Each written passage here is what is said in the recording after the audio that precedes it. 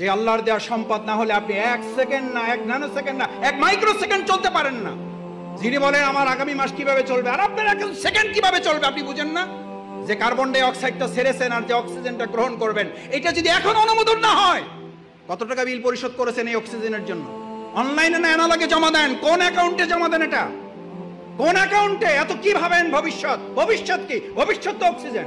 এই এখন carbon die অক্সাইডটা ছেড়েছেন, অক্সিজেনটা আর যদি না ঢোকে, এখন কি কারণ লাগবে? পৃথিবীর সমস্ত ডাক্তাররা একমত হয়ে গেছে, হার্ট অ্যাটাক করে কোনো মারা যায় না, মারা যাওয়ার কারণে হার্ট অ্যাটাক করেছে।